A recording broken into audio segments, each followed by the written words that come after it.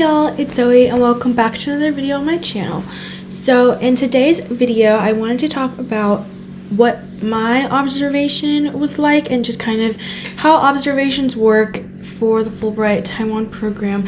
I know that observations are coming up and they really emphasized it so much that it made me extremely anxious and super stressed about it. And then after I did it, it turned out to be not as I was basically really anxious for something that ended up being super chill. So I kind of just wanted to make this video to talk about my own experiences and hopefully alleviate some of that stress that some of you may be feeling right now.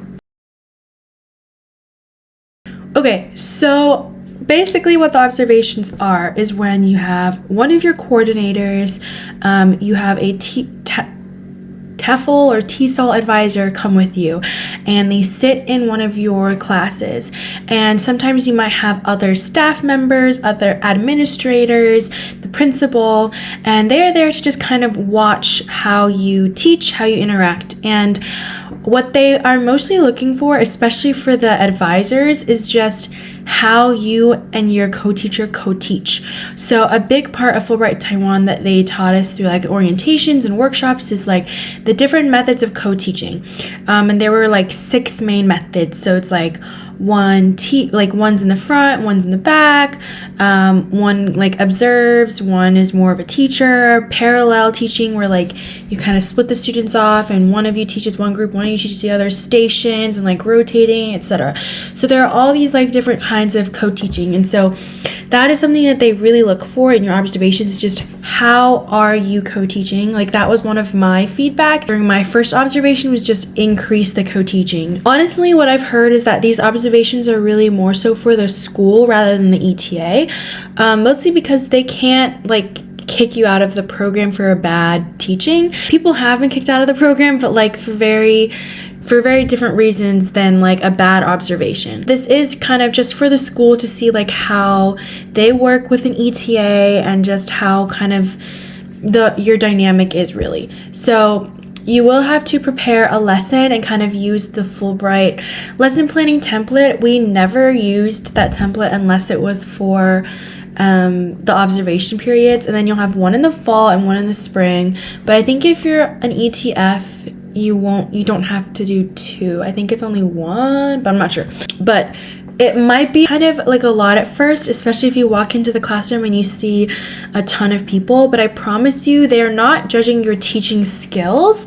They're just judging how you co-teach and also how you implement lessons. So, for example, I was not a teacher in the US, and so some of my feedback was just how to improve lessons and activities to really get them to think about what they're learning, and that we were maybe giving them too much information in one class session and to kind of slow it down and break it up into smaller pieces, and do it that way. So it's mostly there to kind of help you become a better ETA and how to teach English in a way that is the most beneficial for your students. So I know it can be really, really stressful, but it is only one class session, which are usually about 40, I think.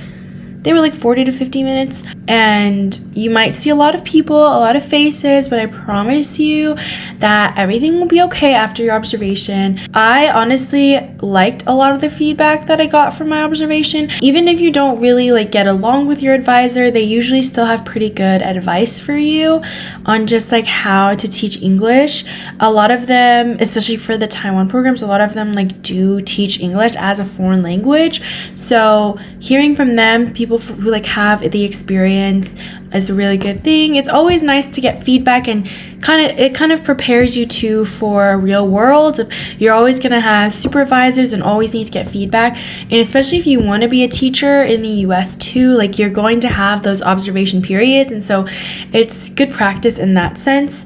But yeah, honestly, they kind of, the way that they talk about it makes you very anxious and stressed. This kind of defines who you are as an ETA, but they know that you'll be nervous, and so they know that your teaching style might be a little different when you're nervous, but they're really just looking for your co-teaching dynamics and how you get your lessons across to your students. So as nervous as you are, I promise you just take a deep breath and just teach as normal and you will be golden. I have had friends who have had bad advisors in the past and they've given them feedback that's not really appropriate for the situation. Sometimes you get good feedback and sometimes you get bad feedback, but don't let this observation kind of deter you away from always improving. As an ETA, I felt like every day I was learning something new about what activities worked, what activities didn't, how I can better teach a subject like phonics or comprehension. So I know that you will be nervous and I don't know if this video will help at all, but I hope that just kind of hearing like my experience and just kind of what the purpose of them for maybe helps a little bit.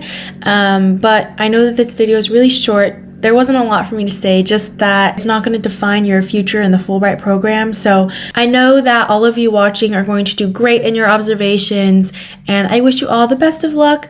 And if there's any other Fulbright videos that you want to see me make, let me know in the comments down below. I do have like a small running list of things that I can make, but I'm always open to hearing more. And best of luck with your observations. If you would like to tell me how they went down below, you can, but of course you're not required to. And if you are in Taiwan right now, please stay safe with the typhoon. I've been following it, and so it's scary stuff, especially with like all the hurricanes that are happening in the US right now too. So best of luck with your observations. Please stay safe, and I'll see you all in the next video. Bye.